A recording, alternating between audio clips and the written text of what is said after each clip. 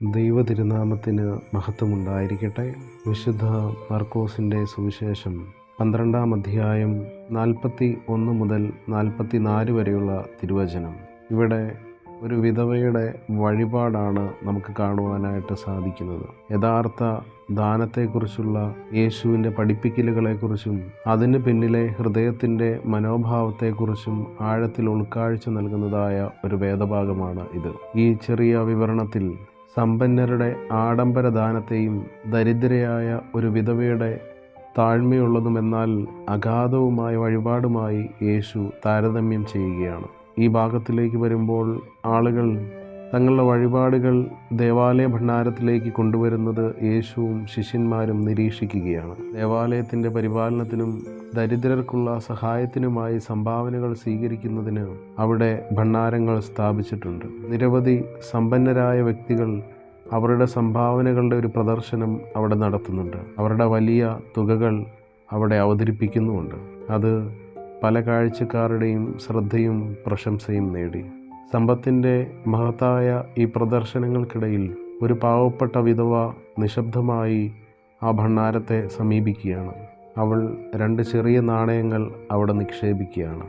ലോകത്തിൻ്റെ ദൃഷ്ടിയിൽ അവളുടെ ആ വഴിപാട് നിസ്സാരമാണ്, അത്ര ശ്രദ്ധിക്കപ്പെടേണ്ട കാര്യമൊന്നുമില്ല. എങ്കിലും യേശു അവളെ എടുത്തു കാണിക്കുകയാണ്. അവളുടെ വിശ്വാസത്തിൻ്റെയും ഭക്തിയുടെയും പ്രവൃത്തിയിലേക്ക് തൻ്റെ ശിഷ്യന്മാരുടെ ശ്രദ്ധ ആകർഷിക്കുകയാണ്. കൊടുക്കലിൻ്റെയും ഹൃദയത്തിൻ്റെ അവസ്ഥയെയും കുറിച്ചുള്ള ഒരു നിർണായകമായ പാഠം പഠിപ്പിക്കുവാൻ യേശു ഈ നിമിഷം ഉപയോഗിക്കുന്നു. വിധവയുടെ വഴിപാട് അതിൻ്റെ പണത്തിൻ്റെ മൂല്യത്തിനല്ല, മറിച്ച് അവളുടെ ദാനത്തിൻ്റെ ത്യാഗപരമായ സ്വഭാവത്തിനാണെന്നാണ് അവിടെ കാണിക്കുന്നത്. തങ്ങളുടെ സമൃദ്ധിയിൽ നിന്ന് ദാനം ചെയ്ത സമ്പന്നരിൽ നിന്ന് വ്യത്യസ്തമായി അവൾ തൻ്റെ ദാരിദ്ര്യത്തിൽ നിന്ന് ദാനം ചെയ്യുന്നു.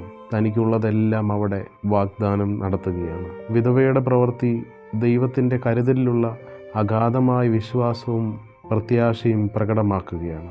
സ്വന്തമായി ഭൗതികമായ ദൗർലഭ്യമുണ്ടായിരുന്നിട്ടും ദൈവത്തിൻ്റെ കരുതലിൽ ആശ്രയിച്ചുകൊണ്ട് അവൾ പൂർണ്ണ ഹൃദയത്തോടെ നൽകുകയാണ്. ഈ വിധവയുടെ വഴിപാട് സമ്പന്നരുടെ വഴിപാടിനെല്ലാം മറികടക്കുകയാണ്. സമ്പന്നർ അവരുടെ മിച്ചത്തിൽ നിന്ന് നൽകിയപ്പോൾ അവൾ അവളുടെ മുഴുവൻ ഉപജീവന മാർഗവും നൽകി.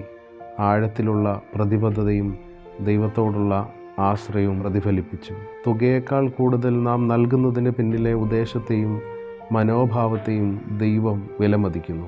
എളിമയും ആത്മാർത്ഥതയും സ്നേഹത്തിലും നൽകുന്ന വഴിപാടുകൾ ദൈവം സ്വീകരിക്കുന്നുമുണ്ട്. നമ്മുടെ ജീവിതത്തിൽ എല്ലാ മേഖലകളിലും ഉദാരമനസ്കത വളർത്തിയെടുക്കുവാൻ നാം വിളിക്കപ്പെട്ടവരാണ്.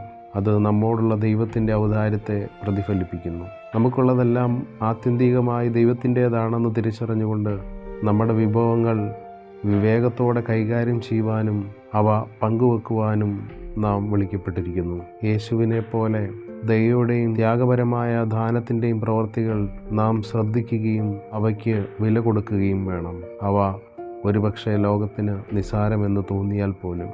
മർക്കോസ് 12:41 മുതൽ 44 വരെയുള്ള തിരുവചനത്തിൽ നമ്മുടെ ഉദ്ദേശങ്ങളെയും കൊടുക്കലുകളോടുമുള്ള മനോഭാവത്തെയും വിലയിരുത്തുവാൻ നമ്മെ ക്ഷണിക്കുകയാണ്. വിധവയുടെ വിശ്വാസവും ത്യാഗമനോഭാവവും നമ്മുടെ സ്വന്തം ജീവിതത്തിൽ അനുകരിക്കുവാനും ദൈവത്തിൻ്റെ കരുതലിൽ ആശ്രയിക്കുവാനും നമുക്കുള്ളതെല്ലാം നൽകി ആ ദൈവത്തിൽ പ്രത്യാശ വയ്ക്കുവാനും അത് നമ്മെ വിളിക്കുന്നു. ആത്യന്തികമായി യഥാർത്ഥ ശിഷ്യത്വം അടയാളപ്പെടുത്തുന്നത് ബാഹ്യരൂപത്തിലോ നമ്മുടെ സമ്മാനങ്ങളുടെ വലുപ്പത്തിലോ അല്ല, മറിച്ച് ദൈവത്തോടും മറ്റുള്ളവരോടുമുള്ള നമ്മുടെ സ്നേഹത്തിൻ്റെയും ആത്മാർത്ഥതയുടെയും ആഴമാണെന്ന് ഈ വാക്യം നമ്മെ ഓർമ്മിപ്പിക്കുന്നു. വിശ്വസ്തയോടുകൂടി നാം ചെയ്യുന്ന ഓരോ പ്രവൃത്തിയും ദൈവം കാണുകയും ബഹുമാനിക്കുകയും ചെയ്യുന്നു എന്നറിഞ്ഞുകൊണ്ട് ആ വിധവയെപ്പോലെ ത്യാഗപൂർവ്വം നൽകുന്നതിൽ നമുക്കും സന്തോഷം കണ്ടെത്താം.